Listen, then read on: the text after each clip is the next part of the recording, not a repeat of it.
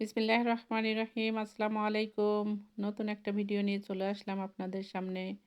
আজকে আমি খিচুড়ি আর ডিম ভাজি সকালের নাস্তা করেছি। এটা আমি এখন কিভাবে খিচুড়ি রান্না করলাম সবজি দিয়ে। আমি সবজিগুলো সুন্দর করে ছোট, ছোট কিউব করে কেটে নিব।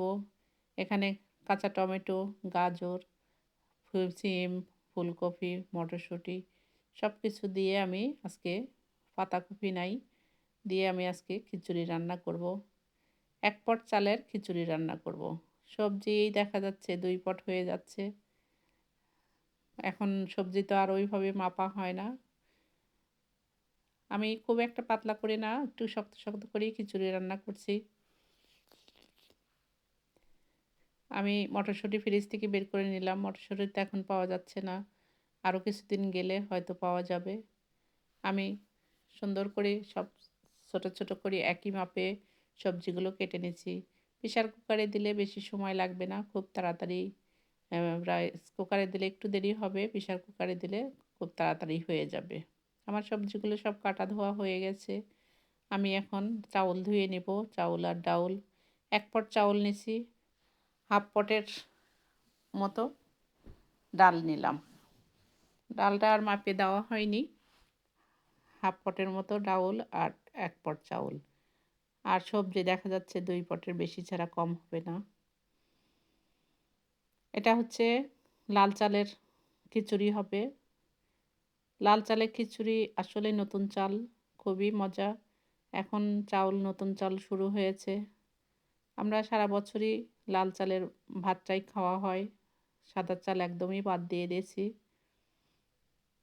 আমি সবজিগুলো প্রেসার কুকারে দিয়ে চাউল দিয়ে দিলাম। চাউল দিয়ে এখন হলুদ, লবণ, মরিচ, আদা সব কিছু, আদা রসুন বাটা, তেল মশলা-টশলা যা, যা লাগে সব কিছু আমি দিয়ে দিচ্ছি। দিয়ে সুন্দর করে তেল দিয়ে নাড়াচাড়া করে নিতে হবে। আমি প্রথমে দিলাম লবণ, হলুদ দিয়েছি। আমি হলুদ দিয়ে দেব কাঁচামরিচ আর হচ্ছে আদা রসুন পেস্ট। আদা রসুনগুলো সব ফ্রিজে রাখা হয়েছিল, শক্তই আছে। এখনই বের করা হলো। আমি ছোট, ছোট করে কেটে রেখে দেই। যখন যেটুক লাগে এটুক দিয়ে দেই। একসঙ্গে গোটাটা থাকলে দেখা যায় যে শক্ত হয়ে থাকে। ওটা কাটা একটু কষ্টকর হয়ে যায়। আর আগেই কেটে রাখলে আর কোনো সমস্যা হয় না। তেল দিয়ে এখন সুন্দর করে মেখে নেব। মেখে নিয়ে তারপরে পানি দিব। এইভাবে খিচুড়ি রান্না করলে বেশ মজা হয়। আর প্রেসার কুকারে রান্না করলে বেশি সময়ও লাগবে না, তাড়াতাড়ি হয়ে যাবে।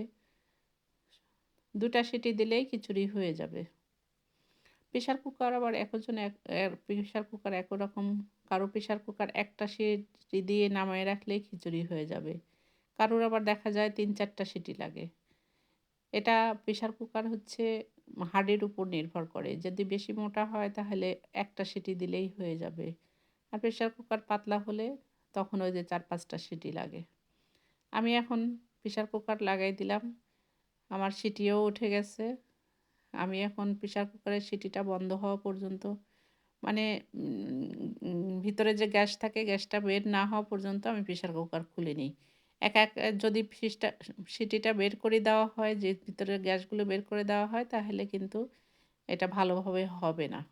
যেহেতু ২ টা সিটি দিয়েই নামায় নিছি। দেখেন সুন্দর খিচুড়ি হয়ে গেছে। পাতলাও না আবার শক্তও না। মিডিয়াম মাপের আমি খিচুড়ি করে নিলাম। এখন খিচুড়িগুলো আমি একটা বাটিতে ঢেলে নিব। কালারফুল খিচুড়ি, এখানে সব রকম সবজি আছে, সব রকম ভিটামিনও আছে।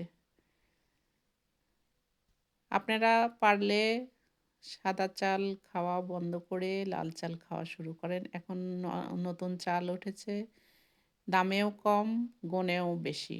এই তো আমার খিচুড়ি হয়ে গেছে। আপনারা ভালো থাকবেন। আল্লাহ হাফেজ। ফি আমানিল্লাহ।